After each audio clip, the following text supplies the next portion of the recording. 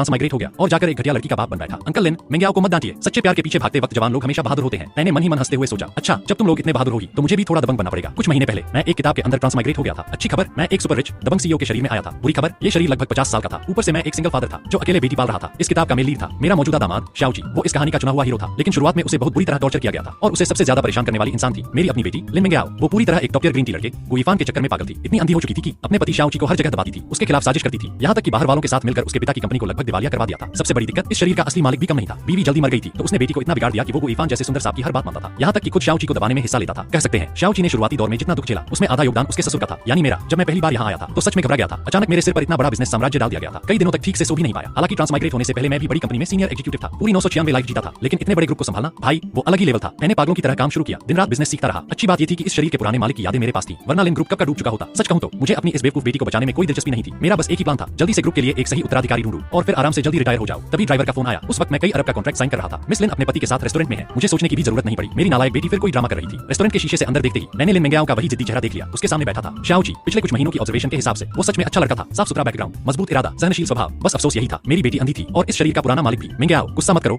आराम से बात करते हैं, शाओची धीरे से समझा रहा था। लेकिन पता नहीं क्यों एक सीधे सादे आदमी के मुंह से ये बातें सुनकर ऐसा लग रहा था जैसे कोई ग्रीन टी ड्रामा कर रहा हो। और मेरी बेटी वो तो पूरी तरह उसके दो मीठे शब्दों में पिघल चुकी थी। उसे देखकर मेरा सिर दर्द करने लगा। तभी लिन मिंग्याओ ने मुझे देखा, उसकी आंखें चमक उठी। डैड, आप बिल्कुल सही टाइम पर आए हैं। मैं इस निकम्मे आदमी से तलाक लेना चाहती हूँ। डैड, आप इसकी अच्छी तरह क्लास लगाइए। लिन मिंग्याओ ने टेबल थपथपाते हुए कहा। मैंने शांति से उसकी तरफ देखा, फिर बगल में खड़े गुइफान की तरफ नजर डाली और अगले ही सेकंड धड़ाम मैंने सीधे उसके मुंह पर मुक्का दे मारा। गुइफान कुर्सी समेत नीचे गिर पड़ा। पूरा रेस्टोरेंट सन्ना। डैड, लिन मिंग्याओ चीख पड़ी, आपने ईफान को मारा? क्या आप पागल हो गए हैं? मैंने हाथ झाड़ते हुए कहा, अम्मा मुझे ये लड़का पसंद नहीं। और हाथ भी काफी दिनों से खुजला रहे थे। शाओची भी कुछ सेकंड तक मुझे देखता रह गया। उसके चेहरे पर साफ लिखा था, ये बूढ़ा आज सिस्टम अपडेट करके आया है क्या? उसने धीरे से कहा, चेयरमैन लिन, मैं गरीब हो सकता हूँ लेकिन अभी इतनी हालत नहीं हुई कि अपनी इज्जत बेच दूं। मैंने उसकी तरफ देखा, अच्छा लड़का है, बस थोड़ा ज्यादा सहनशील है। उधर मेरी बेवकूफ बेटी अभी भी चिल्ला रही थी, डैड आपको क्या हो गया है? उसे बाहर निकालिए और पैसे देकर भेजिए। क्या बेकार आदमी है? मैंने सीधे अपने असिस्टेंट की तरफ देखा, लाओ वांग 100 मिलियन ट्रांसफर करो। पूरा रेस्टोरेंट फिर से जम गया। ये 100 मिलियन इमोशनल डैमेज कंपनसेशन है और पॉकेट मनी भी। मैंने कार्ड शाओची की तरफ बढ़ाया, जैसे चाहो खर्च करो, खत्म हो जाए तो फिर मुझसे और मांग लेना। लिन मिंग्याओ की आंखें बाहर निकल गईं। डैड, आप उसे इतना पैसा क्यों दे रहे हैं? वो हमारे परिवार का पैसा है। मैंने हल्की मुस्कान दी, अच्छा तुमने सही याद दिलाया, लाओ वांग आज से मिस लिन के सारे कार्ड बंद। असिस्टेंट तुरंत बोला, जी चेयरमैन। मैंने जोड़ दिया, एक पैसा भी मत छोड़ना। लिन मिंग्याओ लगभग उछल पड़ी, डैड आपने मेरे कार्ड बंद कर दिए? मैंने आराम से चाय उठाई, हाँ वो मेरा पैसा है, मैं क्यों दूं तुम्हें? ताकि तुम किसी और आदमी को लिमिटेड एडिशन घड़ियां गिफ्ट करो। गुइफान का चेहरा तुरंत बदल गया। शाओची ने कार्ड मेरी तरफ वापस बढ़ाया, चेयरमैन लिन मैं ये पैसे नहीं ले सकता। मैंने सीधा कहा, गाड़ी में बैठो। वो थोड़ा चौंका, जी कुछ बातें यहाँ करना ठीक नहीं, घर चलकर बात करते हैं। रास्ते में मैंने पूछा, शराब पीते हो? शाओची ने सिर हिलाया, नहीं। मैंने खिड़की से बाहर देखते हुए कहा, सीख लो, आगे बहुत बिजनेस पार्टियां होंगी, हर बार मैं बार में जाकर तुम्हें बचाने नहीं आऊंगा। वो मुझे हैरानी से देखने लगा। मैंने सीधा पूछा, लिन मिंग्याओ तलाक का ड्रामा कर रही है, तुम क्या सोचते हो? शाओची कुछ सेकंड चुप रहा, फिर बोला, वो बस अभी मैच्योर नहीं हुई। मैंने तुरंत टोका, लगभग 30 साल की हो गई है, अभी मैच्योर नहीं हुई? वो इंसान नहीं, जाइंट बेबी है। मैं धीरे धीरे बोलता गया, पिछले साल बिजनेस डिनर में तुमने इतना शराब पी ली थी कि पेट में ब्लीडिंग हो गई थी और उस वक्त मेरी बेटी गुइफान का बर्थडे मना रही थी। शाओची का चेहरा धीरे धीरे उतरने लगा। मैं रुका नहीं। जिस प्रपोजल पर तुमने पूरी रात मेहनत की, अगले दिन वो गुइफान के कंप्यूटर में था और उसी से उसने मेरी बेटी को इंप्रेस किया। तुम्हारी तीसरी शादी की सालगिरह पर भी वो तुम्हें अकेला छोड़कर उस दिल टूटे गुइफान के साथ म्यूजिक फेस्टिवल घूम रही थी। मैंने उसकी आंखों में देखकर पूछा, एक आदमी होकर तुम्हारा सब्र इतना ज्यादा कैसे है? या फिर जैसा लोग कहते हैं तुम सिर्फ हमारे लिन परिवार के पैसे के पीछे हो? शाओची तुरंत बोला, नहीं। मैंने हाथ उठाकर रोका, मजाक नहीं कर रहा, मैं तुम्हारा कैरेक्टर अच्छे से जानता हूँ और अपनी बेटी का भी। सच कहूं तो इन सालों में तुम्हारे साथ बहुत गलत हुआ, लेकिन क्या तुम्हें सच में लगता है वो एक दिन बदल जाएगी, तुमसे प्यार करने लगेगी? मैं हंसा, इतने भोले मत बनो, चीता अपनी धारियां नहीं बदलता। शाओची तुरंत बोला, कृपया उसके बारे में ऐसा मत कहिए, वो ऐसी नहीं है। मैंने सीधा जवाब दिया, अच्छा तो वो कौन थी जिसने तुम्हारे मेहनत के पैसों से दूसरे आदमी को लिमिटेड एडिशन घड़ी खरीदी? कौन थी जिसने तुम्हें बदकिस्मत कहकर बीमारी के वक्त दूसरे आदमी के साथ डेट की? उधर अगले दिन लिन मिंग्याओ गुस्से में मेरे ऑफिस अदम की, डैड मेरे सारे कार्ड बंद हो गए हैं, आज स्टोर में मेरी बेइज्जती हो गई। फिर उसने शाओची की तरफ उंगली तानी, शाओची तुमने ही मेरे डैड के कान भरे होंगे, जो कुछ तुम पहनते हो सब लिन परिवार का है। ईफान ने अपनी मेहनत से सब हासिल किया है। मैं हंसा, तुम उसका मुकाबला कैसे कर सकते हो? तभी को ईफान ने नकली मासूमियत से कहा, अरे मिंग्याओ ऐसा मत कहो, शायद शाओची बस लिन परिवार की दौलत और स्टेटस छोड़ना नहीं चाहता। फिर उसने मेरी तरफ देखकर मुस्कुराया, देखिए अंकल लिन, मैंने कहा था ना उसे तलाक नहीं चाहिए, सब ड्रामा था, आपने शायद उसे कुछ फायदे दिए होंगे। आखिर तलाक के बाद वो हंसा, वो कुछ भी नहीं रहेगा। इस बार शाओची खड़ा हो गया, उसकी आवाज शांत थी लेकिन बेहद ठंडी, हाँ तलाक के बाद मैं कुछ नहीं रहूंगा, लेकिन कम से कम मैं ऐसा इंसान नहीं बनूंगा जो शादीशुदा औरतों को बहकाता घूमे। को ईफान का चेहरा बदल गया। लिन मिंग्याओ तुरंत भड़क गई, शाओची क्या बकवास कर रहे हो? ईफान बस मुझे दिलासा देता है क्योंकि मेरी शादी एक निकम्मे आदमी से हुई, तुम्हारी सोच इतनी गंदी कैसे हो सकती है? मैंने माथा दबाया, ये मेरी लीड भी ना, फाइटिंग पावर जीरो। मैं आखिरकार बोल पड़ा, बस करो। फिर मैंने को ईफान को घूरा, दूसरों की बीवी को बहकाना, हर वक्त तलाक के लिए उकसाना, आखिर चाहता क्या है तू? मैं हल्का सा हंसा, सच में लगता है दुनिया में किसी को कुछ समझ नहीं आता, एक ऐसी औरत जो अपने पति को खुलेआम धोखा दे, उसके सिर पर हरा टोपी पहनाए और दूसरे आदमी को घर लाकर इतराए। तुमने पूरे लिन परिवार की नाक कटवा दी है। मैंने ठंडी नजर से दोनों को देखा, तुम दोनों अभी मेरे नाम वाले अपार्टमेंट में साथ रह रहे हो, हर रात एक ही बिस्तर पर सोते हो। सच में लगता है मुझे कुछ पता नहीं, बेशर्म लोग। लिन मिंग्याओ का चेहरा लाल पड़ गया, डैड आप मुझसे ऐसी बातें कैसे कर सकते हैं? मैंने ताली बजाई, वाह साथ रहो 700 और ऊपर से पूछो क्या हुआ? लिन मिंग्याओ भी गुस्से में चिल्लाई, तो क्या करूं? शाओची लकड़ी का थूत है, बोरिंग आदमी, क्या मुझे बाहर जाकर मजे करने का भी हक नहीं? मैंने हंसते हुए कहा, और तुम कहती हो तुम दोनों सिर्फ दोस्त हो, अगर ये ईफान कह दे कि वो गोबर खाता है तो क्या वो भी मान लोगी? रेस्टोरेंट में बैठे लोग हंसी रोकने लगे। लिन मिंग्याओ गुस्से से कांपने लगी, ठीक है तलाक चाहिए ना, मैं मानता हूँ। शाओची ने पहली बार सीधा जवाब दिया, उसकी आवाज शांत थी लेकिन अंदर बहुत कुछ टूट चुका था। लिन मिंग्याओ तुरंत खुश हो गई, ईफान कल मैं नौकरानी से इस गेस्ट रूम का सारा सामान फेंकवा दूंगी, फिर तुम अंदर शिफ्ट हो जाना, और हाँ इसके कार की चाबियां एंट्रेंस पर है, ले लेना। को ईफान ने नकली शर्म दिखाते हुए कहा, मिंग्याओ ये ठीक नहीं लग रहा। मैंने सीधा टेबल पर हाथ मारा, लिन मिंग्याओ अच्छे से सोच लो, अगर तलाक हुआ तो आज रात तुम दोनों मेरे घर से बाहर निकलोगे और आगे से अपनी जिंदगी खुद चलाओगे। मैंने को ईफान को घूरा, और तू मेरे घर में घुसने का सपना भी मत देख। लिन मिंग्याओ ने ठंडी हंसी छोड़ी, ठीक है निकल जाते हैं, वैसे भी ईफान मुझे इससे कहीं बेहतर चीजें देगा। शाओची ने शांतिपूर्वक तलाक के पेपर्स पर साइन किए, फिर वो मेरे सामने एक कार्ड रखकर बोला, चेयरमैन लिन एग्रीमेंट में साफ लिखा है मैं खाली हाथ जा रहा हूँ, अब मैं लिन परिवार का दामाद नहीं हूँ, आपको मुझे और पैसे देने की जरूरत नहीं। फिर उसने हल्की कड़वी मुस्कान दी। मैं जानता हूँ आप भी लिन मिंगयाओ की तरह मुझे नीचे समझते हैं, सोचते हैं मैं एक नाकाम आदमी हूँ। सही, मैंने उसे कुछ सेकंड तक देखा, फिर हंस पड़ा। तलाक हुआ नहीं और तुम्हें लग रहा है आसमान टूट पड़ा? इतने कमजोर हो? सच कहूँ ऐसे आदमी मुझे बिल्कुल पसंद नहीं। शाओ ची चुप हो गया। मैंने धीरे धीरे कहा, जो आदमी पूरी जिंदगी औरतों को खुश करने में लगा दे वो निकम्मा होता है। एक मर्द की असली जवानी क्या होती है पता है? पैसा, पावर। जब तुम सबसे ऊपर पहुंचोगे तो कैसी औरत नहीं मिलेगी तुम्हें। उस दिन लिन मिंगयाओ खुद रोते हुए वापस आएगी। मैं कुर्सी पर पीछे टिक गया। और वैसे पिछले कुछ सालों में तुमने लिन परिवार के लिए जो किया मैंने सब देखा है। 3 साल पहले तुम कंपनी में सबसे नीचे वाली पोस्ट से आए थे और आज 3 बड़े प्रोजेक्ट्स की टेक्निकल ब्रेक थ्रू तुम्हारी वजह से हुई। कंपनी ने 9 अंकों से ज्यादा का प्रॉफिट कमाया। बस क्रेडिट किसी और ने खा लिया। मैंने उसकी आंखों में देखकर कहा, मैं लिन तियांचिंग बिजनेस में कभी इमोशंस को बीच में नहीं लाता। तुम्हें 100 मिलियन देना दया नहीं है, ये इन्वेस्टमेंट है क्योंकि मुझे तुम्हारी काबिलियत पर भरोसा है। और हाँ, ये मेरी निकम्मी बेटी की तरफ से माफी भी समझ लो। मैंने शराब का गिलास उसकी तरफ बढ़ाया। लो इसे आखिरी विदाई समझकर पी लो बेटे। आज के बाद लिन मिंगयाओ को भूल जाओ और ये भी भूल जाओ कि तुम कभी लिन परिवार के दामाद थे। अब तुम सिर्फ शाओ ची हो, मेरे लिए एक संभावित इन्वेस्टमेंट। अगले दिन शाओ ची घर छोड़कर चला गया और वादा निभाते हुए लिन मिंगयाओ और गुइफान भी मेरे घर से निकल गए। बेशक पैसे बंद होने के बाद लिन मिंगयाओ के पास कोई ऑप्शन नहीं था। उसे गुइफान के छोटे से किराए के फ्लैट में घुसना पड़ा। उधर मैं कई साल बाद आखिरकार शांति मिली थी। दिन भर फाइनेंशियल न्यूज पढ़ता, फिशिंग करता और आराम से अपने रिटायरमेंट प्लान का इंतजार करता। तभी असिस्टेंट लाओ वांग अंदर आया। चेयरमैन लिन, गुइफान आजकल काफी एक्टिव है, उसने एक टेक कंपनी रजिस्टर की है। ओह, मैंने अखबार से नजर उठाई। उसके पास पैसे कहां से आए? लाओ वांग तुरंत बोला, मिस लिन ने अपने सारे लग्जरी बैग, ज्वेलरी और घड़ियां बेच दी। करीब 20 से 30 मिलियन जुटाए और सब गुइफान की कंपनी में लगा दिए। मैं चाय पीते हुए हंस पड़ा। वाह, सच्चा प्यार हो तो ऐसा। कुछ दिनों बाद इंडस्ट्री समिट में मेरी मुलाकात गुइफान से हुई। वो कई इन्वेस्टर्स के बीच घिरा हुआ था, चेहरे पर वही नकली कॉन्फिडेंस। दूर से मुझे देखते ही मुस्कुराया। अंकल लिन, काफी समय बाद मिले। उसके बगल में खड़ी लिन मिंगयाओ भी तुरंत अकड़ गई। आपने हाल ही में एक छोटी सी एआई कंपनी में इन्वेस्ट किया ना, किमिंग टेक्नोलॉजी। फिर उसने गुइफान का हाथ पकड़ लिया। कितनी कोइंसिडेंस है, हमारी ईफान टेक्नोलॉजी की एंजल राउंड वैल्यूएशन अभी 100 मिलियन हुई है। पता नहीं आपकी छोटी कंपनी का क्या हाल है। मैं जवाब देने ही वाला था कि अचानक मंच से आवाज गूंजी। देवियों और सज्जनों, कृपया जोरदार तालियों से स्वागत कीजिए आज के स्पेशल गेस्ट, किमिंग टेक्नोलॉजी के फाउंडर मिस्टर शाओ ची। पूरा हॉल तालियों से गूंज उठा। मंच पर शाओ ची सूट पहनकर खड़ा था, चेहरा शांत, आत्मविश्वास से भरा। वो हमसे शेयर करेंगे कि सिर्फ 2 महीनों में उन्होंने तियांशिन ग्रुप के साथ 5 साल का 10 बिलियन युआन एक्सक्लूसिव कॉन्ट्रैक्ट कैसे हासिल किया। मैंने ताली बजाते हुए मुस्कुराकर कहा, बिंगो, कमाल कर दिया लड़के। उधर लिन मिंगयाओ का चेहरा देखने लायक था। आसपास लोग फुसफुसाने लगे। अरे यही वो आदमी नहीं है जिसे लिन परिवार की बेटी निकम्मा कहकर तलाक देने वाली थी। अब देखो, कामयाब होते ही फिर से उसके पीछे घूम रही है। वाह मैडम, टेस्ट तो बड़ा यूनिक है आपका। लिन मिंगयाओ शर्म और गुस्से से लाल हो गई। मिस लिन, एक महिला हंसते हुए बोली, थोड़ी सेल्फ रिस्पेक्ट भी अच्छी चीज होती है। लिन मिंगयाओ तुरंत मेरी तरफ मुड़ी। देखिए ना, हमारा बस छोटा सा झगड़ा हुआ था और आप। मैंने आराम से कहा, मैं तो उसे आगे बढ़ने के लिए कह रहा था। फिर मैंने मुस्कुराकर शाओ ची से कहा, कांग्रेचुलेशंस। गुइफान ने तुरंत बात काटी। वैसे आपकी किमिंग टेक्नोलॉजी ने शायद हमारी ईफान टेक्नोलॉजी से काफी इंस्पिरेशन ली होगी। आखिर हम भाई जैसे हैं। आपकी सफलता देखकर खुशी होती है। शाओ ची हल्का सा मुस्कुराया। ओह, इंस्पिरेशन, अजीब कोइंसिडेंस है। कल ही तियांशिन ग्रुप के जनरल मैनेजर ली मुझसे बात कर रहे थे। उन्होंने कहा कोई ईफान टेक्नोलॉजी नाम की कंपनी उनसे कोऑपरेशन मांगने गई थी, लेकिन बिजनेस प्लान ऐसा था जैसे किसी प्राइमरी स्कूल बच्चे का समर होमवर्क। पूरा बकवास। पूरा हॉल हंसी से भर गया। शाओ ची रुका नहीं। उन्होंने मुझसे पूछा भी, कौन सी अंधी कंपनी हमारी किमिंग को कॉपी करने की कोशिश कर रही है? अब बताइए, कोइंसिडेंस मजेदार नहीं है? गुइफान का चेहरा काला पड़ गया। लिन मिंगयाओ तुरंत मेरी तरफ भड़की। आप सच में बहुत पक्षपाती हैं। उसे 100 मिलियन दिए, कनेक्शंस दिए और मैं आपकी असली बेटी हूँ। गुइफान भी दुखी बनने लगा। अंकल लिन, आखिर मिंगयाओ आपकी सगी बेटी है। आप जो कर रहे हैं उससे उसे बहुत चोट पहुंच रही है। मैंने ठंडी नजर से दोनों को देखा। मैं पहले ही कह चुका हूँ, तलाक के बाद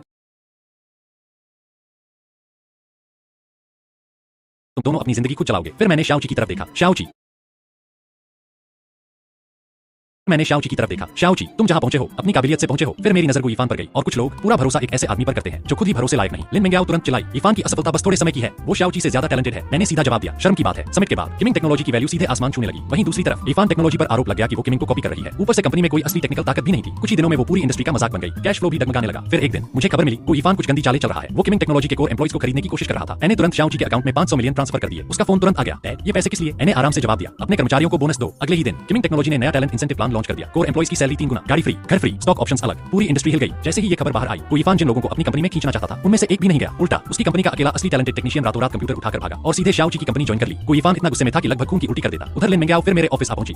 ईफान की कंपनी बंद होने वाली है, प्लीज उसकी मदद कीजिए। ईफान भी दुखी हीरो बनकर बोला, अंकल लिन, मेरे साथ कुछ भी हो जाए लेकिन मैं मिंगयाओ को तकलीफ में नहीं देख सकता। बस एक बार और इन्वेस्ट कर दीजिए। मैं कसम खाता हूँ कंपनी को बड़ा बनाकर शाओ ची से आगे निकल जाऊंगा। मैंने अखबार नीचे रखा। शाओ ची से आगे? तुझे पता है अभी किमिंग टेक्नोलॉजी की सीरीज ऑफ फंडिंग कितनी हुई है? मैंने टेबल पर उंगली मारी। 5 बिलियन, पूरे 5 बिलियन। ईफान का चेहरा एकदम सख्त हो गया, लेकिन वो अभी भी हार मानने वालों में से नहीं था। उसने नया प्लान बनाया। लिन मिंगयाओ को बहलाकर मेरे घर भेजा ताकि वो मेरे स्टडी रूम से बिजनेस सीक्रेट्स चुरा सके। उसका प्लान था उन सीक्रेट्स का इस्तेमाल करके कैपिटल मार्केट में शाओ ची की कंपनी को शॉर्ट सेल करना। मैं ऑफिस में बैठा सीसीटीवी फुटेज देख रहा था। मेरी बेवकूफ बेटी पूरे स्टडी रूम को उलट पुलट रही थी। आखिर में उसे वही सीक्रेट फाइल मिली जो मैंने जानबूझकर वहां रखी थी। उसे उठाकर वो इतनी खुश हुई जैसे दुनिया जीत ली हो। मैंने माथा दबाया। सच में इस लड़की का आईक्यू देखकर ब्लड प्रेशर बढ़ जाता है। फिर मैंने लाओ वांग की तरफ देखा। जैसा प्लान है वैसा ही चलने दो। लाओ वांग तुरंत बोला, समझ गया चेयरमैन लिन। उधर ईफान को लगा जीत उसकी मुट्ठी में है, लेकिन उसे क्या पता था वो नकली डेटा था। शाओ ची और मैंने पहले से पूरा जाल बिछा रखा था। ईफान ने उसी के भरोसे भारी शॉर्ट सेल शुरू कर दी और अगले ही पल पूरा मार्केट उसके ऊपर पलट गया। जो पूंजी उसने लगाई थी सब साफ एक झटके में खत्म। कुछ दिन बाद मैंने फाइनेंशियल न्यूज में बस एक छोटी सी हेडलाइन देखी, ईफान टेक्नोलॉजी आधिकारिक रूप से दिवालिया। नीचे कमेंट्स की बाढ़ लगी थी। एलओएल, भाई को बिजनेस बहुत आता था, इतना भी मत बोलो। कम से कम उसने लिन परिवार की बेटी से सारे हम्स बैग बिकवा दिए थे। पीओ स्किल्स टॉप क्लास थी। लेकिन सच बोलूं, लिन तियांशिन बहुत खतरनाक आदमी है। अपनी ही बेटी को नहीं छोड़ा। अरे भाई, इसे कहते हैं असली ट्रेनिंग। अगर वो प्यार में पागल लड़की थोड़ी नहीं टूटेगी तो लिन ग्रुप कैसे संभालेगी? ऊपर से शाओ ची की ताकत देखी है, इसे कहते हैं असली सम्राट वाली चाल। मैं कमेंट्स पढ़कर हंस पड़ा। तभी लाओ वांग जल्दी से अंदर आया। चेयरमैन लिन, मिस्टर शाओ आज पूरे दिन ऑफिस नहीं आए। मैंने भौंक उठाई। क्या हुआ? लाओ वांग थोड़ा रुका। आज उनका जन्मदिन है। सुना है हर साल वो इस दिन खुद को कमरे में बंद कर लेते हैं। उन्हें अपने माता पिता के बारे में कुछ नहीं पता। बस इतना जानते हैं कि इसी दिन उन्हें अनाथालय के गेट पर छोड़ दिया गया था। वो हमेशा सोचते रहते हैं क्या उनमें कोई कमी थी? अगर अब वो सफल हो गए हैं तो उनके माँ बाप उन्हें ढूंढने क्यों नहीं आए? मैं कुछ सेकंड चुप रहा, फिर अचानक कुर्सी से उठ गया। बेवकूफ लड़का, बचपन में प्यार नहीं मिला, इसलिए इतनी इनसिक्योरिटी भर गई कि मेरी निकम्मी बेटी जैसी औरत के जाल में फंस गया। मैंने कोट उठाया, उसे फोन लगाओ। कुछ देर बाद वीडियो कॉल कनेक्ट हुई। शाओची अंधेरे कमरे में बैठा था, चेहरा बुझा हुआ। मैंने बिना किसी ड्रामे के कहा, इन बेकार बातों के बारे में सोचकर क्या मिलेगा? क्या वो लोग तुम्हें प्रोजेक्ट देंगे या कॉन्ट्रैक्ट साइन करवाएंगे? दुनिया में सबसे सस्ता काम क्या है पता है? खुद पर तरस खाना। मैंने उंगली उसकी तरफ तानी। उसकी जगह ये सोचो, कंपनी को कब लिस्ट करोगे, कब अरबपति बनोगे और कब पूरी दुनिया को दिखाओगे कि शाओची कितना खतरनाक आदमी है। मैं हंसा। उस दिन तुम्हारे माँ बाप खुद रोते हुए आएंगे और कहेंगे बेटा हमें पहचान लो। फिर मैंने चेहरा सख्त किया, और हाँ, आज तुम ऑफिस नहीं आए। जानते हो मुझे कितना नुकसान हुआ? कल डबल ओवरटाइम करके पूरा काम खत्म करना। शाओची कुछ सेकंड मुझे देखता रहा, फिर पहली बार हल्का सा हंसा। मैंने मुड़ते हुए कहा, ओह हैप्पी बर्थडे। लेकिन उसी वक्त लाओ वांग का फोन अचानक तेजी से बज उठा। उसका चेहरा बदल गया। चेयरमैन लिन, मुसीबत हो गई, मिस लिन का किडनैप हो गया है। मैं रुक गया। क्या? पहले लगा गुइफान और मिस लिन फिर कोई नया ड्रामा कर रहे हैं, लेकिन लगता है मामला सच है। किडनैपर्स 1 बिलियन युआन फिरौती मांग रहे हैं। पुलिस को खबर की तो लड़की की लाश मिलेगी। फोन कट गया। मैं कुर्सी पर पीछे टिक गया। आखिरकार कहानी यहाँ तक पहुंची गई। ओरिजिनल किताब में ये हिस्सा 1 साल बाद आने वाला था। लगता है मेरे आने से पूरा प्लॉट फास्ट फॉरवर्ड हो गया। तभी लाओ वांग भागते हुए अंदर आया। चेयरमैन लिन, मिस लिन को गुइफान ने किडनैप किया है। लोकेशन मिल गई। मैं तुरंत उठ खड़ा हुआ। उधर शाओची पहले ही निकल चुका था। लाओ वांग घबराकर बोला, क्या हम मिस्टर शाओ को अकेले जाने देंगे? मैंने कोट पहनते हुए कहा, अगर वो पुलिस देखेगा तो सच में लड़की को मार देगा। फिर मेरी आवाज ठंडी हो गई। मेरे सारे आदमी भेजो, उस छोड़ी हुई फैक्ट्री को चारों तरफ से घेर लो, एक मक्खी भी बाहर नहीं निकलनी चाहिए। उधर फैक्ट्री के अंदर लिन मिंग्याओ रस्सियों से बंधी हुई थी, चेहरा आंसुओं से भरा। ईफान, ये तुम हो? तुमने कहा था तुम मुझसे सबसे ज्यादा प्यार करते हो। गुइफान अचानक पागलों की तरह हंस पड़ा। प्यार? हाँ, लिन मिंग्याओ, जरा आईने में खुद को देखा है? उस चेहरे और लिन परिवार के बैकग्राउंड के अलावा तुम्हारे पास है क्या? उसकी आंखें पूरी तरह पागल हो चुकी थी। तुम्हें सच में लगा मैं तुमसे प्यार करता हूँ? बेवकूफ लड़की, मैं सिर्फ तुम्हारे जरिए ऊपर चढ़ना चाहता था, लेकिन तुम निकली पूरी निकम्मी। ना बूढ़े से पैसे निकलवा पाई, ना अब तक बच्चा पैदा कर पाई। लिन मिंग्याओ रोने लगी। झूठ, तुम झूठ बोल रहे हो। गुइफान ने उसका चेहरा पकड़ लिया। अगर तुम्हारा बाप पैसे दे देता तो क्या मैं यहाँ तक पहुंचता? सब तुम्हारी और उस निकम्मे शाओची की वजह से हुआ। तभी उसका फोन बजा। उसने स्पीकर ऑन किया। लिन तियानचिंग, 1 बिलियन तैयार है, एक पैसा कम हुआ तो अपनी बेटी की लाश लेने आना। मैंने शांत आवाज में कहा, पैसे मिल जाएंगे, लेकिन पहले मुझे अपनी बेटी की आवाज सुनी है। अगले ही सेकंड, डैड बचाइए, वो मुझे मार देगा। गुइफान फिर हंस पड़ा। सुना, अब जल्दी पैसे भेज। लेकिन तभी फैक्ट्री का दरवाजा धड़ाम से खुला। शाओची अंदर आ चुका था। गुइफान की आंखें सिकुड़ गईं। आहा, शाओची, मैंने तेरी औरत छीन ली, फिर भी उसे बचाने आ गया। तू मेरी सोच से भी ज्यादा कमजोर निकला। उसने चाकू लिन मिंग्याओ की गर्दन पर रख दिया। एक कदम और बढ़ा तो इसे मार दूंगा। शाओची शांत खड़ा रहा। गुइफान, तुझे पैसे चाहिए ना? किडनैपिंग बहुत बड़ा जुर्म है, उसे छोड़ दे। मैं तुझे पैसे देकर विदेश भिजवा दूंगा। गुइफान पागलों की तरह चिल्लाया, मुझे बेवकूफ समझा है? आज तुम दोनों मरोगे। अचानक धाए, बाहर से फ्लैशबैंग फटा। पूरी फैक्ट्री हिल गई। गुइफान घबरा गया। क्या? शाओची ने उसी पर मौका पकड़ लिया। धड़ाम, दोनों जमीन पर गिर पड़े। कुछ सेकंड बाद मेरे लोग अंदर घुस चुके थे। गुइफान जमीन पर दबा पड़ा था, पूरी तरह खत्म। उधर लिन मिंग्याओ कांपती हुई मेरी तरफ दौड़ी। मैंने सिर्फ इतना कहा, घर चलो और शाओची को आराम करने दो। उस रात पहली बार लिन मिंग्याओ सच में चुप थी। अगले दिन वो धीरे से मेरे ऑफिस आई। मेरे कार्ड अनफ्रीज कर दीजिए। मैंने अखबार से नजर उठाई। क्यों? वो धीरे से बोली, मैं शाओची के लिए गिफ्ट खरीदना चाहती हूँ, उससे माफी मांगनी है। मैं हंस पड़ा। लिन मिंग्याओ, तुम्हें सच में लगता है जिस आदमी की कंपनी अब अरबों की हो चुकी है उसे तुम्हारे खरीदे छोटे मोटे गिफ्ट की जरूरत है? वो चुप हो गई। 1 साल बाद गुइफान को उम्र कैद की सजा सुनाई गई और शाओची की किमिंग टेक्नोलॉजी देश की सबसे बड़ी एआई कंपनी बन चुकी थी। मार्केट वैल्यू 100 बिलियन से ऊपर। उसी साल लिन ग्रुप का एनुअल गाला था और उसी दिन मैंने रिटायरमेंट अनाउंस करने का फैसला किया। स्टेज पर खड़े होकर मैंने माइक्रोफोन उठाया। आज मैं 2 बातें अनाउंस करना चाहता हूँ। पूरा हॉल शांत हो गया। पहली, मैं लिन तियानचिंग आज से आधिकारिक रूप से रिटायर हो रहा हूँ। तालियां गूंज उठी। मैंने हाथ उठाकर सबको शांत किया। दूसरी बात, मेरे जीवन का सबसे बड़ा अफसोस ये था कि मेरा कोई योग्य बच्चा नहीं था। मैंने शाओची की तरफ देखा, फिर मुस्कुराया। लेकिन अब है, आज से लिन ग्रुप की सारी जिम्मेदारी मेरे दत्तक पुत्र शाओची संभालेंगे। पूरा हॉल हिल गया। उधर भीड़ में खड़ी लिन मिंग्याओ की आंखें लाल हो गई। वो धीरे धीरे मेरे पास आई।